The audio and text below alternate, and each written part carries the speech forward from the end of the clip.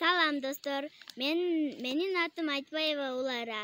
Мен орыс тил сабагына кызыгам. Жана андан башка мен китептер менен достошконду жана окуганды абдан жакшы көрөм. Китеп акылга дары, аны окушат бары. Китепти окушат Африкада, китепти окушат Индияда, ат түгүл окушат түндүк уюлда. Китеп чоң, кичине боло.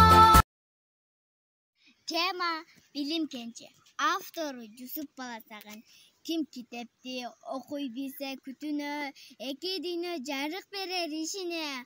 Бул китептин баркын билип окуган билим сиздин эмне келет колунан.